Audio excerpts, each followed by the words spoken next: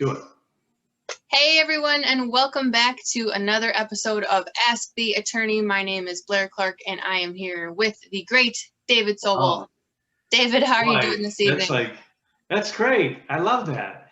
Say it again. You should come with me everywhere I go. Right. I'll be your publicist. The great David Sobel. The great David Sobel, everyone. That's very sweet. That's very nice. I'm good. How are you, Blair? Good. Yeah. We are doing good. We have questions that we're going to ask David this evening. So every week, the clerks in David's office, they put together questions that people either email in or call into David's office, and they all have to do with real estate law, contracts, finance, estate planning, etc. And so we've got a really great lineup tonight. I read through the questions before we jumped on David, so we've got a lineup of 7 awesome questions. But before we get into the content, anyone who wants to reach out to you with their questions, how can they get a hold of you and your team? Well, you have to wear blue if you're going to call. Right. It's easy, 888-789-1715. And that's the easiest way to get in touch with us. Also, you can go online to provenresource.com, or you can also type in the word proven to text 36260. And that's pretty much it. It's pretty easy. You can go online and just type in my name, and there's tons of ways to contact us. Those are the easiest. The 888 number is the easiest way. And if for some reason you are watching this on a platform that isn't YouTube, go to David's YouTube channel. Just in the search bar, type in Sobel Law, David Sobel, Proven Resource.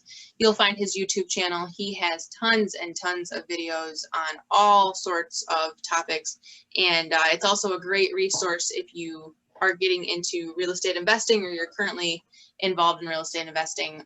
So I myself, as an investor, I've gone to your YouTube channel, David, and I've looked up different issues. Like, rather than call you, I go to your channel first, see if you've already answered my question before I call or email you. And a lot of times you do. You've already answered it in a video. So it's a great resource. It's definitely a cheaper way to get legal advice, right? For sure. We have to disclaim that it's not, legal advice. Right. Pertinent to somebody's situation. Listen, you know what? A lot of it, my gratitude and appreciation goes to you, because it's been the past about a year and a half we've been doing this, and it's been very helpful. I can tell you, this format, people do call in to our office and they say, hey, I saw you on YouTube, and yes, that video was very helpful, but I have more questions, which is what it's for, right? It's supposed to help people get the information that they need. If they have more questions, they can contact us. That easy. Oh, fantastic. So, awesome. Yeah, you do a great job. So thank you very much. Yeah, thank you. Well, let's get into the first question for the evening. And this is from Ruth in Chesterfield. And Ruth asks, how do I make sure that my buyer cannot back out a few days before closing? I am purchasing a new home and need this closing to go through in order to purchase my new home. Can you suggest some language to add in the contract? From Ruth in Chesterfield. Sure. You know what? The most important thing in a real estate purchase agreement is what we call contingencies, right? Because a buyer needs to have some time to do an inspection if they wish to have an inspection. A buyer needs to have some time to go get financing if they need financing. A buyer may need time to clear some issues with a municipality, such as like a zoning issue. I'm recently doing a matter with vacant land, and the people need to know, what's the building envelope? They call it the building envelope, where the home that somebody builds will sit on a piece of property.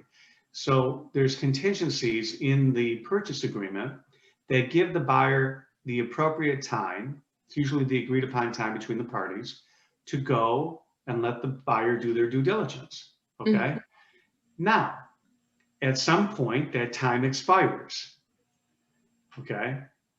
During the inspection period, or during the due diligence period, as it's called, the buyer has the right to say, you know what? I no longer wish to go through with the purchase of this property because I found, A, B, and C about this property. I found something out about this property, so I'm going to withdraw. Well, that's fine. That's what the due diligence period is meant to do, is to allow a buyer to verify the information that they need to verify in order for them to move forward and feel comfortable with the transaction. However, at some point that inspection period or that due diligence period needs to expire. And once that period expires, the buyer now is completely committed to the contract. So those are called, like, provisions have contingencies. Yep. The buyer basically is saying, I'm going to purchase this property, but it's contingent upon me verifying that I can do X with this property, or that the home passes inspection, or that I can get the financing for the property, or that the home appraises properly. All those things I'm willing to do. And once that period expires, now the buyer's fully committed. So what has to happen in this situation? The buyer would, what the seller would feel comfortable with is that the buyer waives their contingencies, or they've accepted everything related to their inspections. They have no further issues with the property, and they can move forward.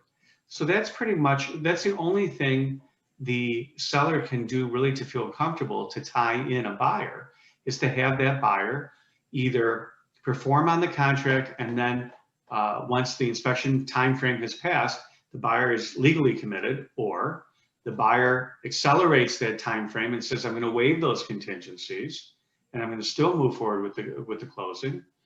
But that's the extent of what the seller can do with the buyer. Okay. The buyer can do everything that he says he's going to do and still not show up at the closing. You're never going to be able to compel somebody to close on a transaction right there and then. However, I mean, there are legal ramifications, which we'll soon see. Another question that came in, but there are legal ramifications if somebody is a party to a contract and doesn't perform under that contract. So unfortunately, there's no 100% guarantee that for the seller to say, oh, yeah, you're going to definitely close, because there's so many contingencies and variables in purchase transactions that may have nothing to do with the buyer. And for instance, the title comes, there's a title search, and the title work comes out where it shows that the seller doesn't have marketable title. Now, all of a sudden, the onus is on the seller to prove to the buyer that they can close, because now the buyer is saying, what's the guarantee that I can close this?